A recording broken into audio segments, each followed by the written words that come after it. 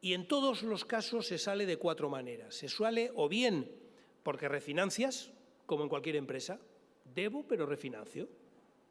Bien, es una opción. El problema es que esa opción parece que en este momento la tenemos cerrada, al menos eso dice Montoro, al menos eso dicen los bancos, al menos eso dice la prima de riesgo cada vez que emitimos, y nos damos cuenta que no ya solo es que hay que pagar más por la deuda o las letras del Tesoro o por los bonos del Tesoro, es que ya solo lo compramos nosotros. En el último año, desde el verano pasado hasta aquí, 200.000 millones de euros han salido de España. Una parte de españoles, seguro que muy patriotas, pero han salido. Otra parte de extranjeros y de fondos extranjeros que han decidido pues, irse a otro lado y con la misma volatilidad con la que entraron, salen. Y por tanto, cuando hoy el Tesoro emite, hoy, en la última subasta, la anterior, la próxima, ya no solo es que tenga que subir un poquito el porcentaje de tipo de interés que paga, es que ya solo compran entidades españolas. Y como bien sabemos, en muchos casos bancos, porque el Banco Central Europeo les ha prestado dinero para ello. En un negocio que no está mal, a mí no me parece mal, pero que debería de figurar también en el proceso de saneamiento de la banca, porque si es como se cuenta, y parece que lo cuentan los que saben, pues el Banco Central te presta al 1 y tú compras al 6, pues ¿quién de aquí no lo haría ese negocio si se le ofreciera? Pero el problema, como digo, es que no hay fácil liquidez y, por tanto, la posibilidad de refinanciar la deuda no es muy fácil. Aquí es donde sí que hay que hacer un poquito de referencia a las cantidades. Las cantidades importan. Sin caer en esto de que la economía es una ciencia cuantitativa, pero las cantidades importan. Quiero decir, un país tiene paro, Estados Unidos. Estados Unidos tiene un serio problema de paro hasta el punto que puede poner en riesgo la reelección de Obama, pero tiene un 8% de paro. Bueno, es muy importante para ellos, pero en fin, ¿qué dirían del nuestro? Las cifras, las proporciones son importantes. Cuando yo hablaba del banco malo, había quien me decía, bueno, a ver si nos pasa como Irlanda. Hombre, hay una pequeña diferencia, ¿no? En Irlanda el pasivo de los bancos era el 40% del PIB y aquí no llega al 10%. Entre el 10 y el 40 no es lo mismo, ¿no? Las proporciones, por tanto, son importantes. Mirad, de aquí a lo que queda de año, de aquí, de julio, la fecha en la que estamos ya, finales de julio, a lo que queda de año, el Gobierno de España, sin contar el fondo de liquidez que ha organizado para atender a las comunidades autónomas que lo soliciten, va a tener que salir a pedir refinanciar y financiar, o sea, nuevo y antiguo refinanciado, por en torno a 80.000 millones de euros. Mucha gente cree que no lo va a conseguir y que en torno a septiembre-octubre será el momento en el que se evidenciará que no lo puede conseguir y será el momento en el que la caballería de nuestros socios europeos vendrá con ese memorándum que ya deberíamos de empezar a prepararnos, qué es lo que vamos a pedir nosotros a cambio. Por tanto, estamos hablando de mucho dinero.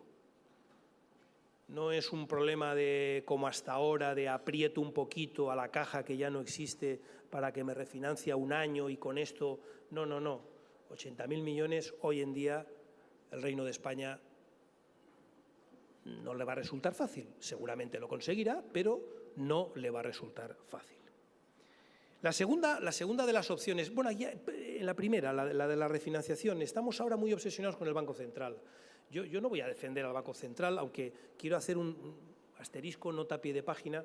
Yo formé parte de la delegación española, entonces era muy joven y por tanto casi que llevaba la cartera nada más de otros, pero cuando se negoció el Tratado de Maastricht, y siempre digo lo mismo, oye, cuando te dicen aquello de, pero es que claro, es que ¿cómo no se os ocurrió en Maastricht que…? Joder, claro que se nos ocurrió, pero tontos no éramos, hombre, y habíamos leído todos los libros que se habían publicado sobre el asunto, ¿no? El problema es que los alemanes no nos dejaron hacer otra cosa.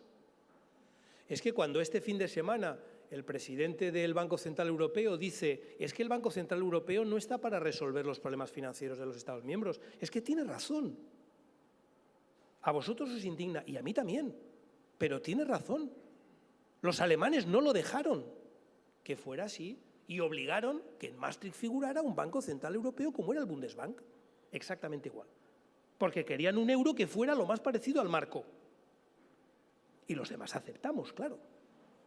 Pero no fue un problema de fallo en el diseño, sino de un diseño que en aquel momento se preveyó así. Por tanto, podemos implicar lo que queramos al Banco Central Europeo, pedirle, imprecarle, podemos hacer lo que queramos, pero aparte de evidenciar una vez más la debilidad de nuestra posición negociadora, en la Unión Europea supongo que como en la vida, todo lo que has de decir chillando es que no tienes fuerza para hacerlo de otras veces. Ya sabéis que el que manda de verdad manda con gestos. Si ya has de susurrar ya mandas un poquito menos y si has de chillar entonces ya es que no te hace caso nadie. Por tanto, también con las relaciones con el Banco Central Europeo hay que tener ahí la capacidad de decirle lo que le tengas que decir, pero no a través de los periódicos en la medida de lo posible, sino simplemente de manera directa. Bueno, el Banco Central Europeo, que es verdad que en otros momentos ha comprado deuda, que es verdad que en otros momentos ha dado dinero a nuestras entidades financieras para que compre deuda, que es verdad incluso que en otros momentos ha hecho operaciones mucho más esotéricas como prestar al Fondo Monetario para que el Fondo Monetario compre deuda, porque el Fondo Monetario sí que puede comprar deuda, pero el Banco Central no, ha creado dos fondos de rescate a los que, ayer lo decía el comisario Almunia, a los que a lo mejor deberíamos de dirigirnos, porque ellos sí pueden comprar deuda de los Estados. La segunda manera de hacer frente a un proceso de endeudamiento es pagarlo. Oiga, yo te debo dinero, ¿cuánto? Toma, como esto. Bueno, para eso necesitas tener ese dinero, claro. Y no me refiero solo desde el punto de vista del endeudamiento y de la refinanciación, sino desde el punto de vista de la capacidad de generar los ingresos. Por tanto, vuelvo a mi punto anterior de crecer. Una empresa que no genera ingresos y tiene deudas, pues acaba quebrada si no es capaz de reestructurarse y volver a generar ingresos. La tercera forma, muy conocida también, es la inflación. Claro, tú metes inflación y lo que hoy te debo 1.000 y con un 10% de inflación, dentro de 10 años, pues esos 1.000 ya no son los 1.000. Seguirán siendo 1.000 nominales, pero ya no son 1.000. Bueno, esa es una fórmula que se ha utilizado en otros casos. No da la impresión que dependa de nosotros. No da la impresión que lo que pase con la inflación en la zona euro dependa de nosotros, al menos solo de nosotros. Tiene que estar implicados muchos más. Desde luego el Banco Central, que es autónomo para eso, y desde luego también Alemania. Y la última pues es no pagar. De una manera u otra, más o menos ordenado, más o menos organizado, pero introducir quitas, las famosas quitas. De los 170 casos que os he dicho, ninguno no ha habido algún tipo de quita, que incluso desde un punto de vista moral compromete también la responsabilidad del acreedor, que a lo mejor se ha metido a dar un préstamo muy alegremente. Y, hombre, un poquito de responsabilidad tienes que asumir y seguramente en plazo y forma y cuando ya lo tengas provisionado, pues tienes que introducir quitas. Quitas se han introducido en Grecia, Quiero decir, no estoy hablando solo de América Latina en la crisis de la deuda de los 80, ¿no? Bueno, de todas estas cosas son de las que tenemos que hablar, pero con dos ideas claras con las que termino mi intervención primera.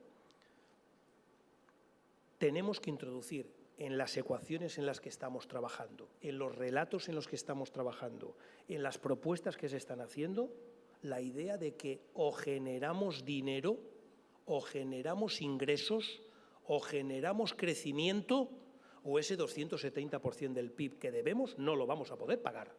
Solo a base de apretarse el cinturón, solo a base de suprimir concejales, no llegamos. No llegamos. Tengámoslo claro. Segundo, que en cualquier proceso de reestructuración, y esto podemos considerarlo como un proceso concursal de reestructuración, necesitamos dinero fresco que nos permita aliviar la carga de la deuda y, sobre todo, reestructurar la empresa para volver a hacer negocio, porque con eso conecto con el punto anterior. Yo creo que si desdramatizamos, si somos capaces de ver que detrás de esto puede haber una oportunidad, por ejemplo, de que la Troika, como ha hecho en Grecia o como ha hecho en Portugal, obligue, qué vergüenza, pero obligue a los dos grandes partidos políticos de nuestro país a ponerse de acuerdo, cosa que también algunos venimos reclamando desde hace mucho tiempo por puro sentido común. No están las cosas como para enzarzarnos en, pues anda que tú. Creo que podríamos introducir una aproximación a ese final y podríamos hacer creíble ese final por el que he empezado mi intervención, de que de esta salimos, y de esta salimos si hacemos bien las cosas, si somos sensatos, si somos razonables y si, por favor, no perseguimos la solución donde no está el problema. Y si, como yo digo cuando me preguntan por la Administración, y seguro que hay alguna pregunta sobre ella, yo siempre digo lo mismo: ¿quieres desfogarte o resolverlo? Porque no es lo mismo. Si quieres desfogarte, oye, nos desfogamos, los funcionarios, todos unos vagos, vale, ¿y qué? ¿En qué queda eso? Porque luego la realidad es la que es. Y resulta que cuando tienes el apendicitis te opera un funcionario. Y cuando te han asaltado en casa, pues son funcionarios los que van allí a intentar buscar al ladrón. A veces lo consiguen y a veces no. Por tanto, si queremos resolver el problema, la aproximación tiene que ser un poquito distinta. Bueno, estas son las ideas que yo quería hoy compartir con este selecto público y espero que les haya provocado lo suficiente como para que se vayan con, pues en esto no estoy de acuerdo, en cambio esto otro me lo tengo que pensar, que de eso trata un foro, el que haya sido capaz de suscitarles alguna reflexión nueva, adicional, o en eso no había caído, o ya digo, pues esta idea no me suena mal, pero no lo tengo muy claro, hay que pensarlo, porque creo que hay que introducir mucho foro, mucho diálogo, mucho pensamiento, mucha tranquilidad en el acalorado debate político, social que tenemos hoy en España. Gracias.